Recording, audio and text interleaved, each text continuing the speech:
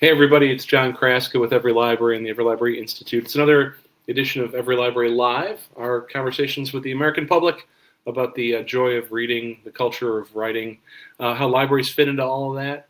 It's important for us here at EveryLibrary, where we are the political action committee for libraries, to not only do things like oppose book bans and try and fight in Congress for funding, try and work in the different states for good laws and good public policies. We want to have these conversations about what's a library for? A library is to connect people fundamentally to good stuff to read. And so this late summer conversation around stuff you shouldn't miss during your summer reading time includes two wonderful people that I want to introduce you to. Today, we're very excited to have Morgan Richter and Mel Pennant join us for a conversation about crime. And there's all kinds of crime writing, folks. There's true crime, there's the cozy mysteries, there's a noir of different types. And we're going to spend a little bit of time chatting about one of the biggest genres in libraries. Besides cooking, which is always a fun one, besides history, which is always a fun one, mystery and crime are two of the biggest reasons that people come in to libraries. I want to introduce both of our authors today here on EveryLibrary Live and then spend a little time chatting, if that's okay. So first off, it's always fun to be your own producer here, Mel and Morgan. I got to find the right window sometimes. Mel Pennant, hi, coming in from the UK. Mel is the author of A Murder for Miss Hortense. She's a playwright, screenwriter, and novelist. A 2014 graduate with an MA in screenwriting from the London College of Communications. You won the Broccoli Jack Right Now for Award for your play No Rhyme. And you've written audio plays for a few different groups, as well as winning the Hachette X Tamasha scheme for aspiring playwright novelists. Did I get that right, Mel? I apologize if I missed that Tamasha. Tamasha, it's brilliant. You've done really well. Thank you. Thank you. That's my Chicago accent rather than your lovely one from Great Britain. Let me introduce Morgan Richter, the author of The Understudy, a graduate of the filmic writing program at the University of Southern California's Film School. She's worked in production on several television shows, including ABC's America's Funniest Home Videos and E! Entertainment Television, the Emmy award-winning comedy series Talk Soup, which I want to totally talk to you about. I don't know what era it was, Morgan, when you were doing that, but any of them, She's an avid pop culture critic and is joining us today to talk about her second book with Naf. So, hi, Morgan. Thanks for coming in today. Hi, and thank you for inviting me here. This is going to be a really good conversation. Oh, thank you. That's so nice. I know that both of you are meeting cute here on EveryLibrary Live. It's always a thrill for me as the host. Yeah, this is fun. Lots of fun. Thank you. Good. Mel, let me start off with a couple questions for you, if I could. And not to put Morgan in the green room, you can jump in at any time. Mel, can you introduce us, please? A Murder for Miss Hortense. Can you introduce us to Miss Hortense? What inspired you to write such a strong matriarch, such a strong character as a sleuth? Thank you. And again, a real pleasure to be here as well. So A Murder for Miss Hortense is about a retired Caribbean nurse from the Windrush generation. As you'd indicated, she is, certainly to me, this really fierce amateur detective. She's not scared of, local drug dealers, priests, powerful business people, and she is determined to help her community grow.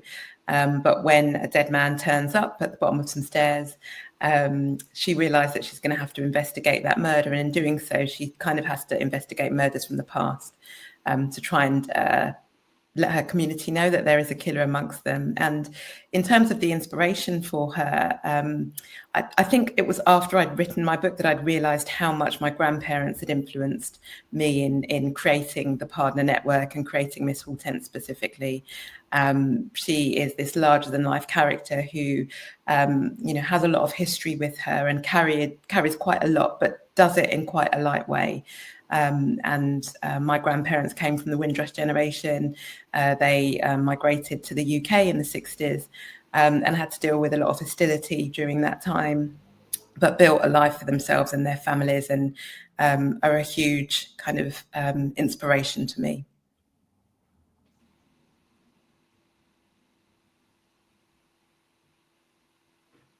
Mel, are you with us?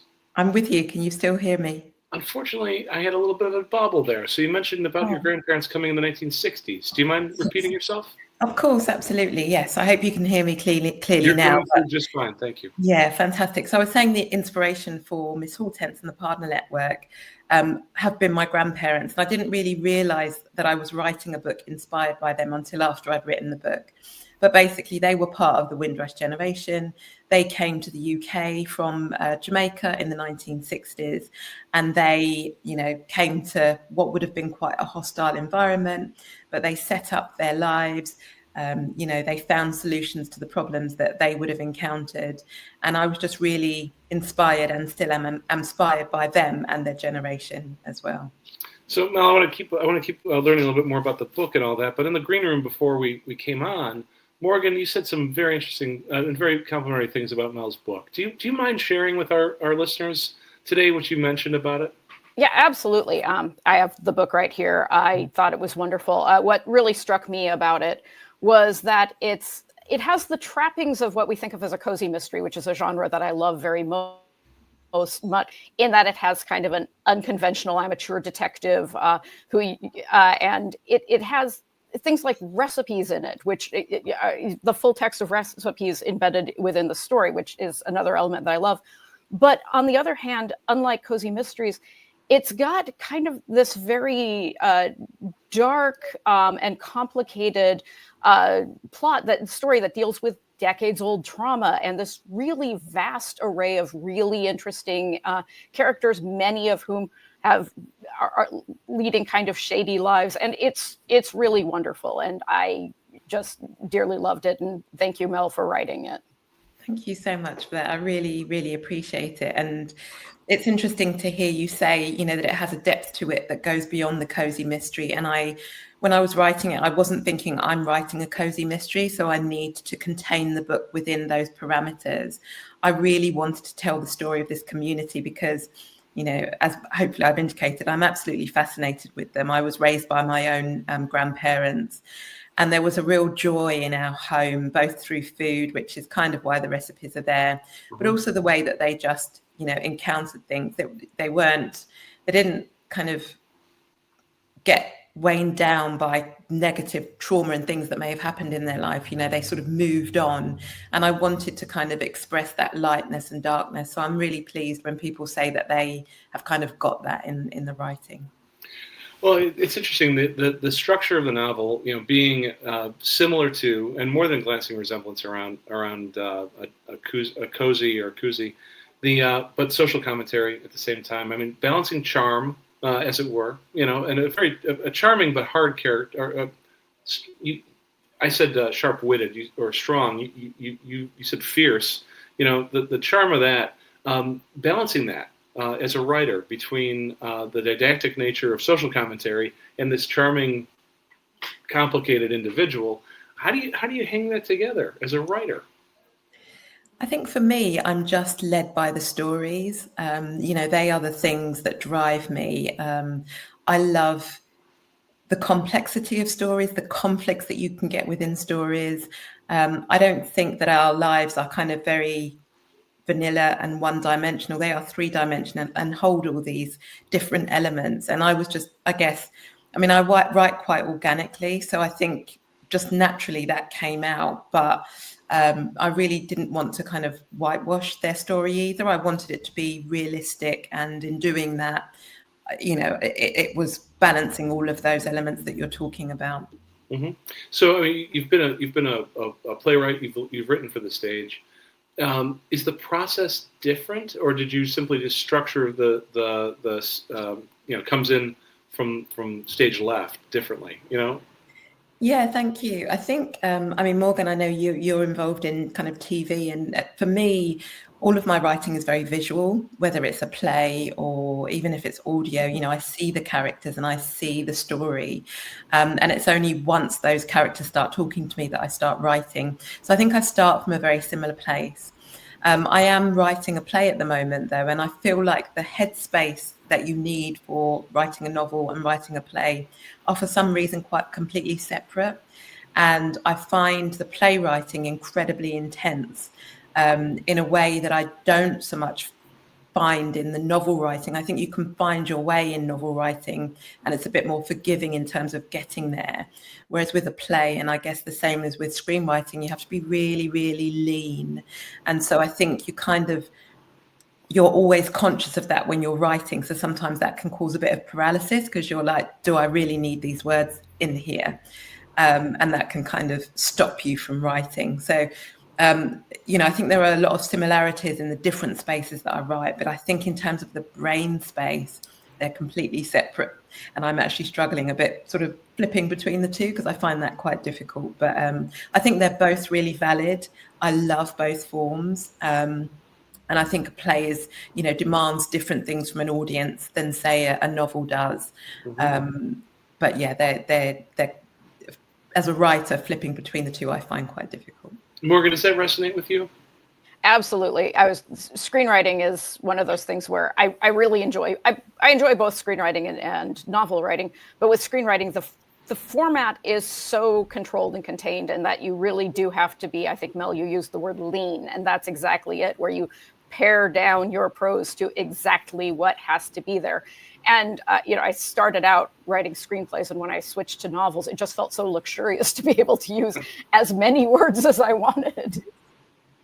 Well, the difference between, and Morgan, let me dive into the Understudy, which is the book that we're looking to feature today.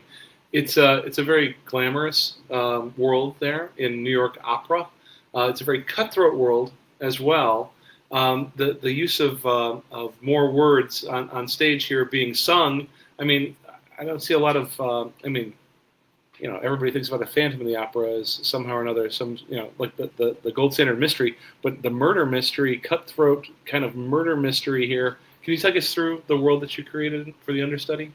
Yeah, I always have really enjoyed opera, which is just a very colorful and dramatic medium, and I also really enjoy novels set in the performing arts, and there's a great many really good novels set in, the against a performing arts backdrop, like ballet or theater or the music industry or the film industry.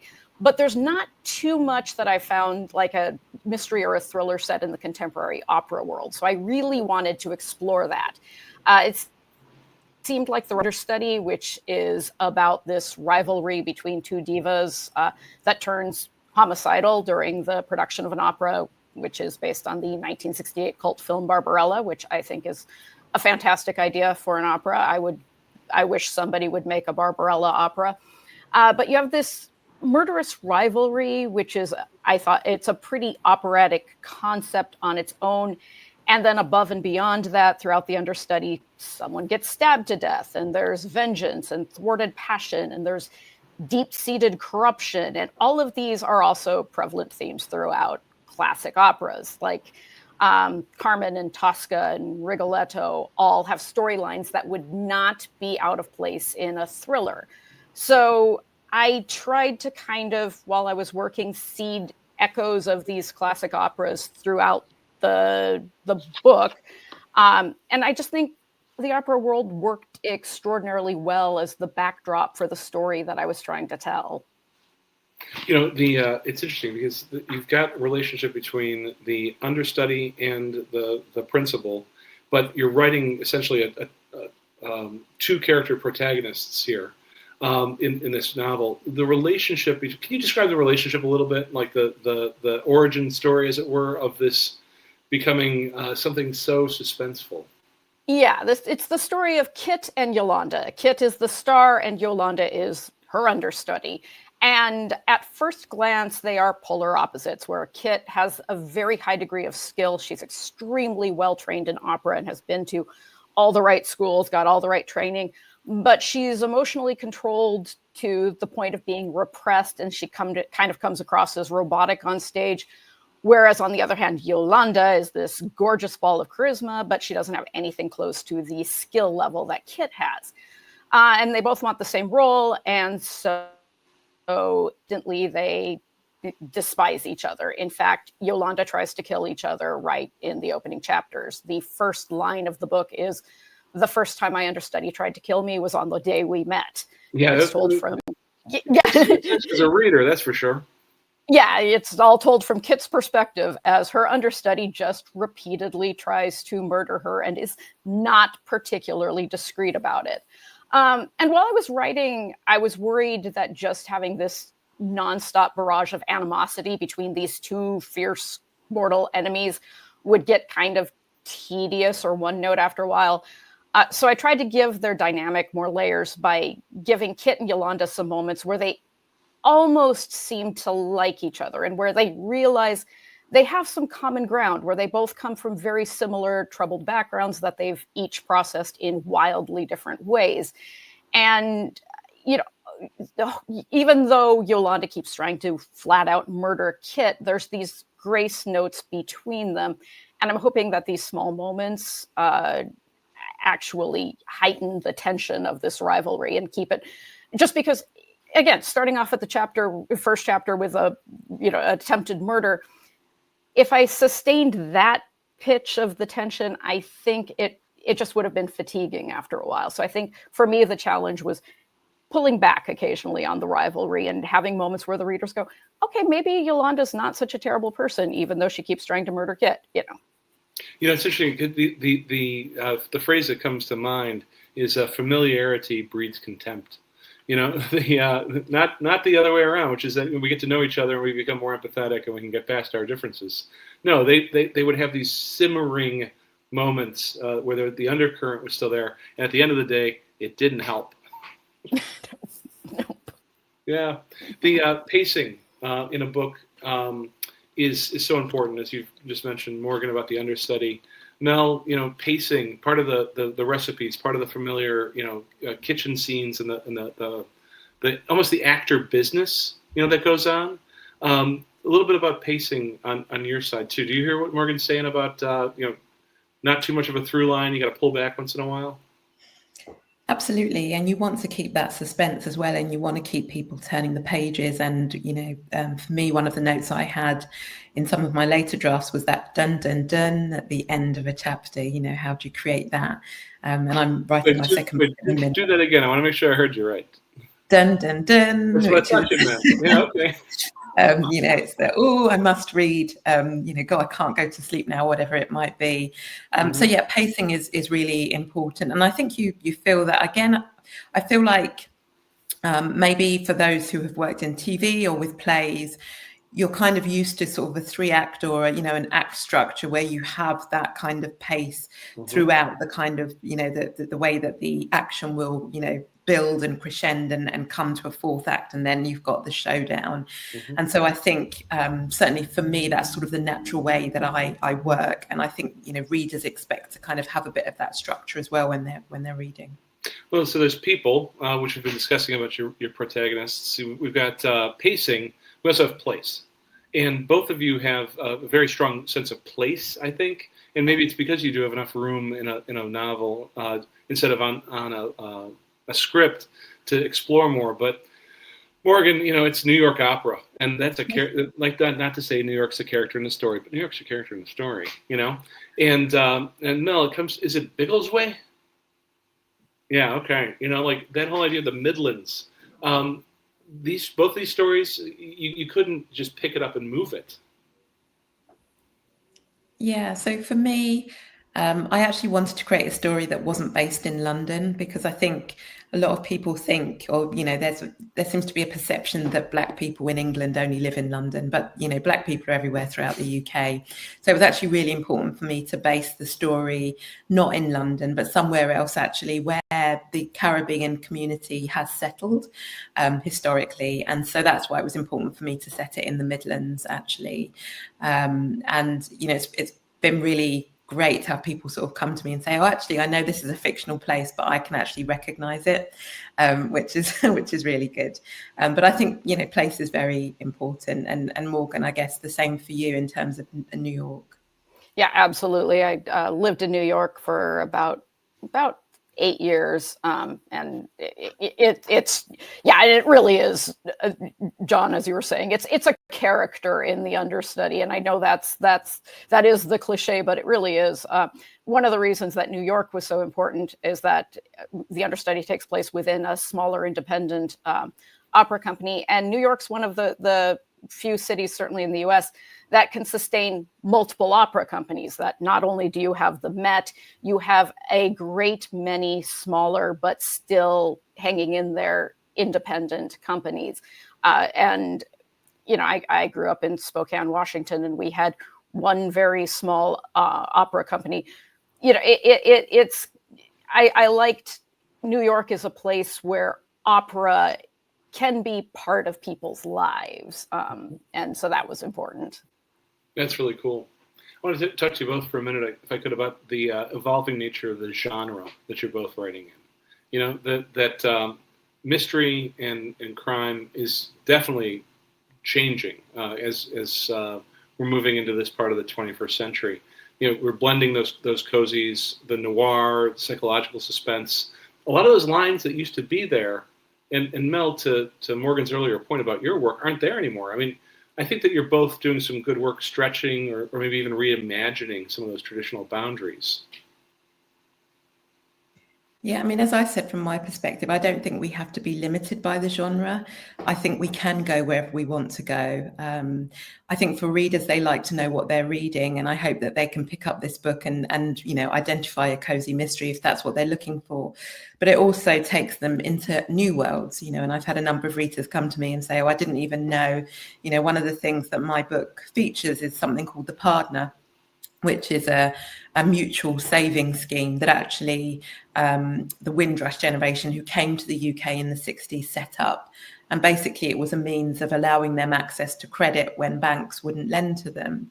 Mm-hmm. So I've been able to use the book to highlight that, which has been a really important part of the Afro-Caribbean community, but hasn't really been acknowledged until very recently. So I think you really can use the genre in really exciting ways. And I was on a panel recently with a number of authors who are doing that with their cozy mysteries. I don't think we need to limit ourselves. And I think it can be a really good way of introducing social commentary and, introducing those historical, realist things that have happened in the past as well. That's interesting. Morgan, your earlier book, The Divide, was a different kind of genre and a different kind of approach. Yeah, The Divide is, it's a neo-noir thriller, and it also has speculative elements in it. So there are very much bringing in elements from other genres within it. I think The Understudy is really pretty much like a straightforward thriller. Like, in my discussions with Knopf about genre, where they always ask you, well, where do you see this play? Like with The Understudy, everyone on my team, we're all on the same page. It's a thriller.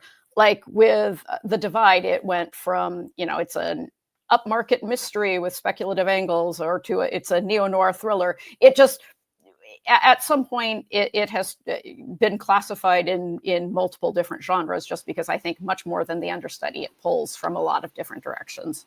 Mm-hmm.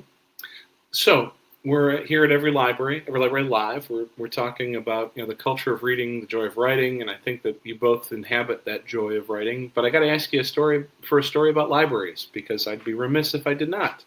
I didn't give you a heads up in the green room, so I'm going to let either of you go first. But I'd like to find out a little bit about whether libraries and librarians are part of your own personal narrative too. Mel, I see you smiling and nodding. Do you mind telling us a little story? Yeah, of course. I mean, I think libraries are such important spaces. So when I was younger, actually, my mum was a single parent and would work quite long hours. So where I went after school was to the library with my best friend, Tammy. And we would go and sit in the library for hours. Reading was great, but also it was quite a social place. It had wonderful, lots of different rooms that we could sort of be in and play games in and do all sorts of things. So it was a really important space for us, and more recently I've had the opportunity to do a number of events at libraries, and it's just a reminder of what great community spaces they are. And my book is very much about community and about how these institutions can really help build communities and build foundations, and so I think they're such important spaces. And actually I did an event recently where my son came along, And now, as a consequence, he's volunteering in that local library, which is wonderful. That's really great. Yeah, and we didn't even really know that opportunity was there, but someone reached out and said, he can do this, and he goes twice a week and works with younger people, and is doing lots of brilliant things. So yeah, they're amazing spaces. That's fantastic. And so the after school can't go home, got to go someplace, part of it too. I mean, you can't be a writer, Morgan, I don't think, unless you're a reader. I mean, you got a wall of literature behind you there.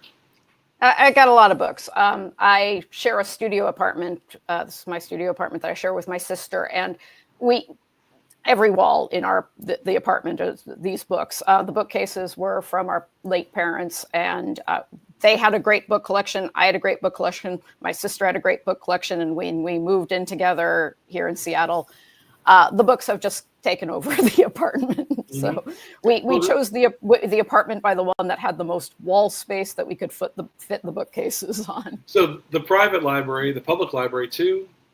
Public library, absolutely. In fact, the Understudy was written entirely at the Seattle Central Library, which is a beautiful, beautiful building. For 2 years, they have a program. It's the Writer's Room Residency, and I was a member of the residency for 2 years, which overlapped with the time I was writing the Understudy, which gives writers who apply to this program use of this. The Seattle Central Library. It's in downtown Seattle. It's this gorgeous glass 10-story structure. And the writer's room is way up on a very high floor, views of Mount Rainier, windows all around, light, and just I can work perfectly well in my apartment, but as long as I had the use of this beautiful, dedicated room for writing, it really helped me write. And also I had access to all of their stacks and all of their information on opera and the use of their wonderful reference librarians who could help me. And it was just perfect. Oh, that's a great story. And coming into this conversation, I had no idea that was where you were for that kind of writing experience. What a joy to hear that story from me. So, all right, team, we have to wrap up. I've got to ask the closing questions, if I could. Mel, is there another Miss Hortense story in your, coming off your pen, off your typewriter? Absolutely. So I'm in the midst of it now. I'm just editing the second book. The first book ends on a cliffhanger, so we sort of pick it up immediately and run with it. So I'm having so much fun being with the community, the partner network, and Miss Hortense again. That's fantastic. And Morgan, are you jumping genres again, or what are you up to? Yeah, I have a book that's on submission right now. It's another thriller, sort of. It's called Atomic Girls, and it takes place half in 1984 in Los Angeles and half in the present tense. And I'm really happy with it. But I'm also right now working on another book that's kind of less of a thriller and more of a dark satire that's also set in the film industry in Los Angeles, because that's my background. And so when I say I'm working on it, I'm still in the dreaming and outlining stage, but it'll get to the actual writing stage soon. You're staring at Mount Rainier just for some inspiration too. That's it. That's fantastic. Morgan Richter, author of The Understudy, Mel Pennant, Murder for Miss Hortense. Thank you for being part of EveryLibrary Live today. And folks, as you're thinking about ways to connect with new authors to you, or authors that you're going to want to read their next one, head to your local library. Not all of us have the opportunity that Morgan does to just reach back and grab the next one right off the private shelf. EveryLibrary.org, team, if you want to help support our work. Both of you, thanks again so much. We always leave with the wave to all of our listeners and watchers. Take care, y'all.